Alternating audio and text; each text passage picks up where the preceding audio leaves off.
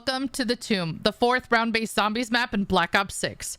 Mama K here for IGN, and I'm going to give you all the main quest steps as well as my tips and tricks so you can beat the Sentinel artifact with ease.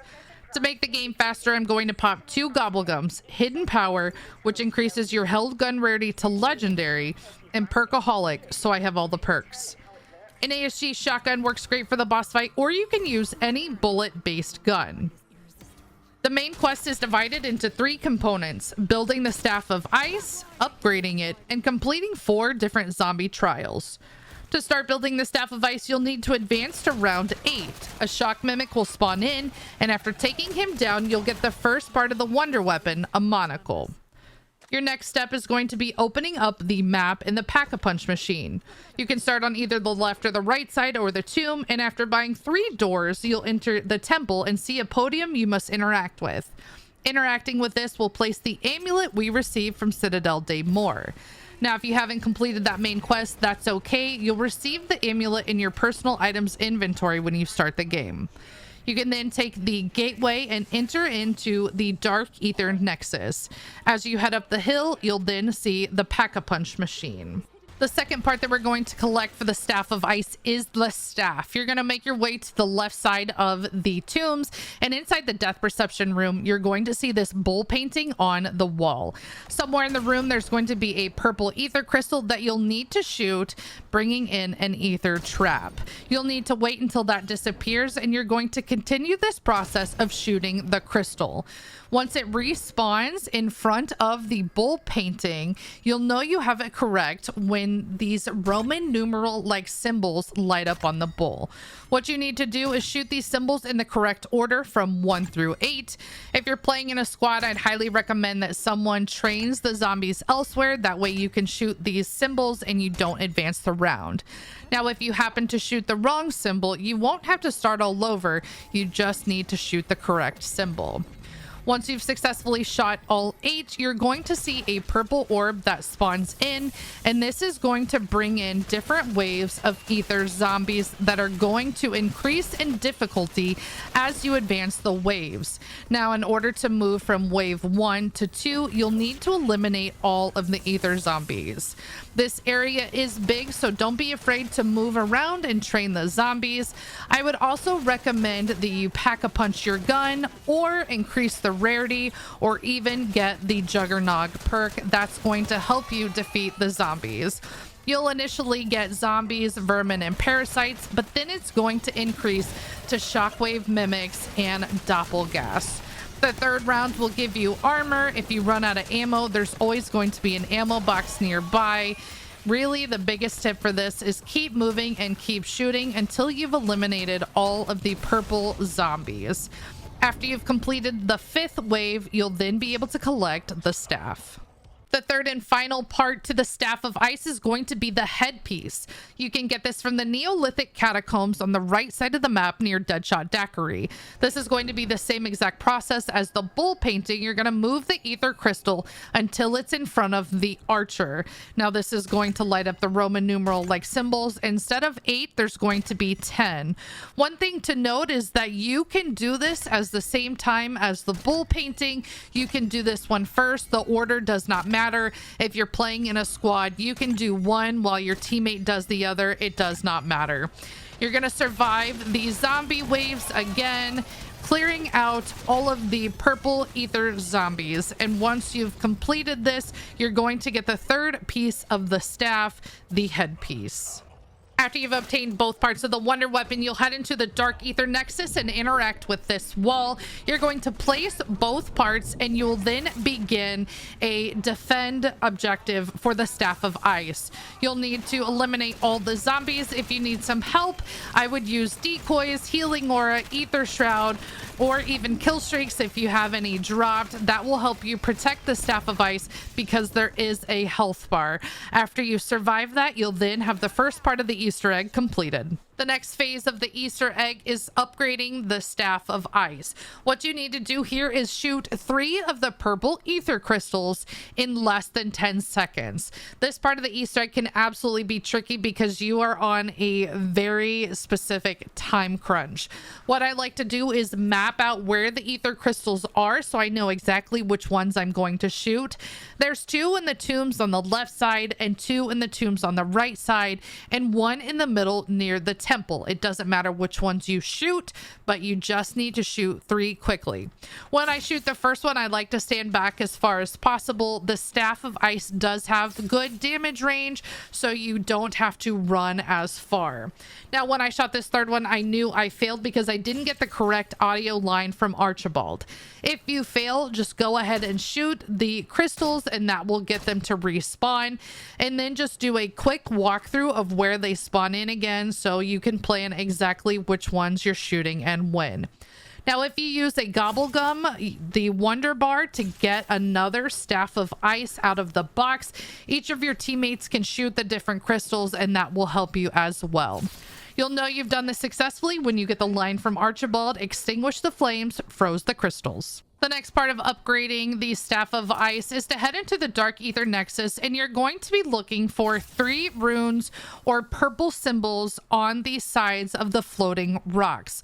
You'll need to shoot each of the runes with the Staff of Ice, and you'll need to identify the rune that's on the rock. If you're having trouble seeing it, you can always lower your FOV.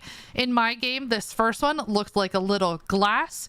Now, these are going to be on different rocks and have different runes every game. What I recommend is giving the runes a nickname. That way you can have an easier time of trying to recall what they are later. When I shot this second one, it looked like a bird to me. And the third rock happened to be close by. So when I shot that, I got the line from Archibald telling me I had done it successfully. And this one looked like a stick.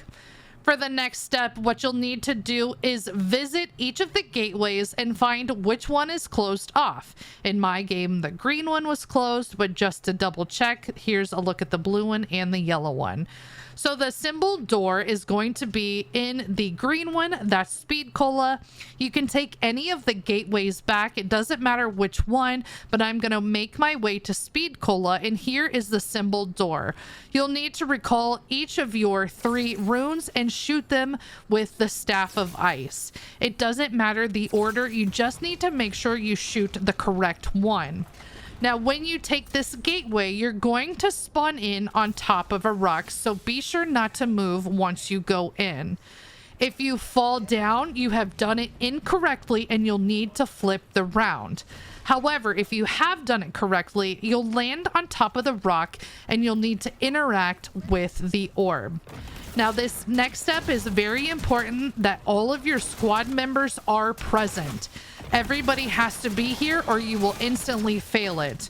You'll also need to make sure that all squad members are close to the orb, or that will also trigger a fail. I'd highly recommend that everyone has ammo before you start this. I would also use decoys if you need, or healing aura to pick any squad members up that go down. Again, if you need ammo along the way, you can do that, but do not get too far from the orb or you will fail it. You'll also need to make sure that you get kills because this orb is a soul box. You're going to transport the orb all the way back to the wall. And once you've been able to successfully do that, you'll be able to upgrade the Staff of Ice. This completes the second part of the Easter egg. The third and final part of the Easter egg is completing 4 different zombie trials. After you've completed a vermin round, you're going to use the alternative fire on the upgraded Staff of Ice and shoot the vermin statue. This is going to give you a purple flame that you'll need to interact with, and you're going to take the blue gateway back to spawn. You'll head across spawn and see this purple vermin statue. You'll need to interact with that, and that's going to create a soul box. Since this is the first one, it's going to be the easiest and spawn in a round of vermin. Once you clear all of them, you're going to see the flash of light and you'll need to interact with the vermin statue again. The person that does this is going to grab an amulet, and it's important to note the amulet health is very weak, so you can only get hit approximately 3 to 4 times while you do this. Once you grab the amulet, you're not going to be able to take the blue gateway, so you can use either the green one in the speed cola room or the yellow one in stamina up room. Next, you're going to deliver the purple amulet to the vermin statue, and you will have successfully completed that phase. After that's complete, you're going to move on to your second trial. You can rotate to the pillar in a clockwise position, and you'll see the parasite statue with the yellow crystal. You're going to shoot it with the alternative fire and grab the purple flame. Take the yellow gateway to the parasite statue. You're going to interact with this again, and it's going to spawn in purple parasites. When you kill them, they're going to drop purple orbs that you need to pick up and put inside the parasite statue. If you don't kill enough in time, you will see a red beam of light, and you'll need to do it again. It's also important to note that you cannot start this on a vermin round. You're going to interact with this again and grab the amulet. Again, you can only take 3 to 4 hits, and the yellow gateway that you took to come in will be closed, so you can use either the red or the blue gateway and spawn. Once you complete that, you're going to place it in the parasite statue, and that will complete the second trial. The third one is going to be again clockwise, and you're going to shoot it. This is the doppelgast. Interact with that statue, and you're going to go through the green gateway towards Speed Cola.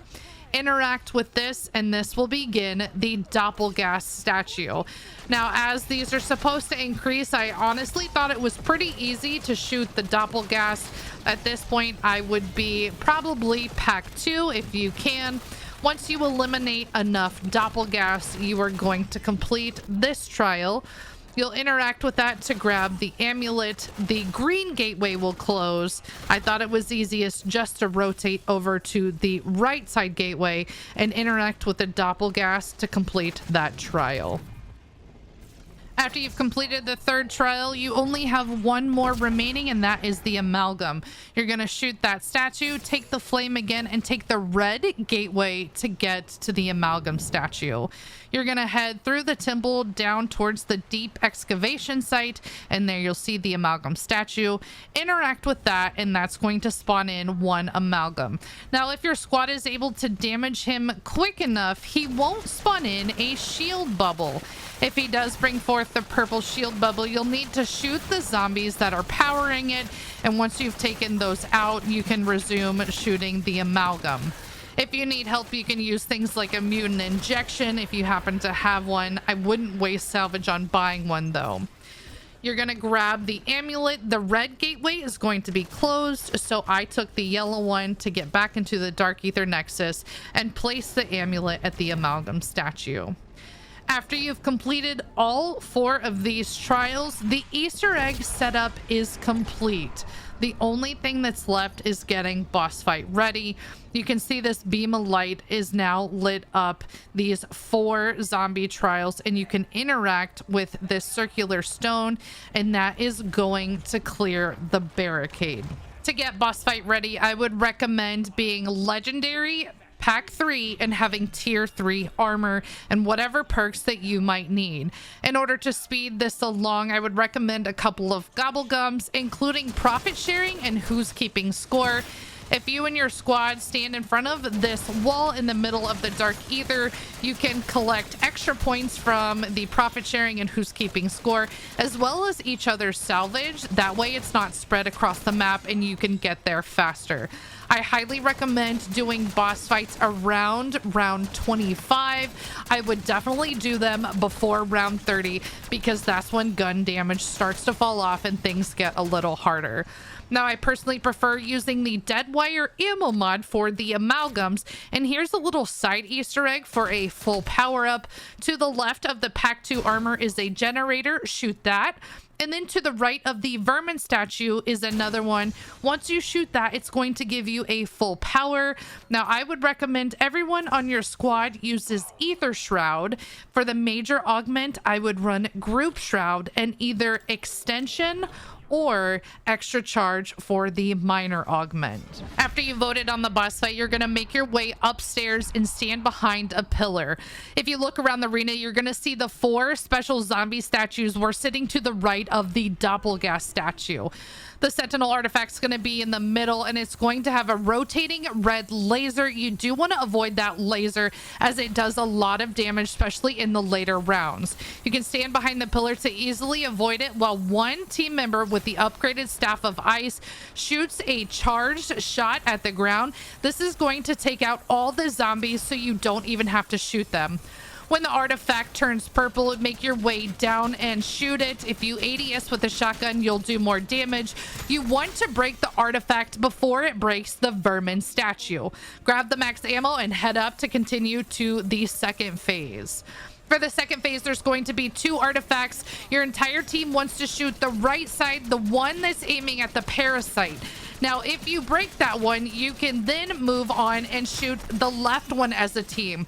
You do have to meet the damage threshold, though, before you break that piece of the artifact's armor.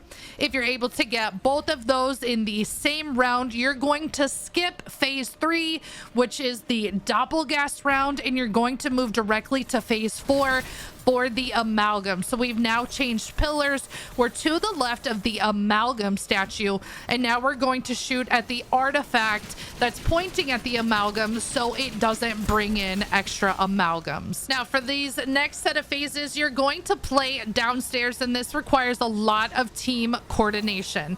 You're going to see a blue and red artifact. I would recommend pinging the red one. You're going to shoot this zombie as fast as you can. Now the first one is pretty easy, so you should take him out with no problem. Once you eliminate him, he'll drop an artifact. Your entire team needs to shoot that. Some people like to shoot the blue ones because they can insta down you. I just don't think it's worth the time, and I keep running to avoid them. You're going to see another set of red and blue artifacts come in. This time it was a Doppelgast. Now, to make things easy, you're going to pop Aether Shroud. Only one person on your squad needs to do it. Because you have Group Shroud, it will work for everyone. Eliminate that zombie and then shoot the artifact that it leaves behind. You'll then see the red one and blue one rotate towards the middle, and it's going to spawn in a third special zombie. This is going to be the Shock Mimic. So whoever used their Aether Shroud, if you have extra charge, you can go again, or you can designate someone else to use it. Everyone on your squad wants to get as close as they can to that special zombie. If you do go through the middle, be careful, avoid those lasers, or they can take your perks or Dying Wish if you have that on your quick revive augment. Once you take out that one, you're going to move to the last one, the 4th and final one. It's going to be an amalgam. What I recommend here is popping a couple of gobblegums. You can use Temporal Gift. That is going to make your next power-up last twice as long. So you can pop Temporal Gift and then Killjoy. That's going to make it much, much easier to take out the amalgam. You're going to do more damage, and if you have that dead wire ammo mod, you should be able to take it out relatively quickly. Now, once you've completed all 4 of these special zombies, you're going to hear a gong or church bells, and you're going to see all of the artifacts line up in the middle. If you have extra Aether Shrouds, you can pop those. This is where I recommend bringing in a power keg that will give you a field upgrade, and everybody's Aether Shroud can be recharged. For this final phase, everybody on your team needs to shoot this artifact. This is a wipe phase, so if you do not do enough damage, your entire team will be wiped. So make sure everybody is shooting that. And once you take out the last bit of health, you have beat the boss. That's going to do it for this video. For more zombies content, make sure to head over to the IGN wiki. And for everything else video games, stick with IGN.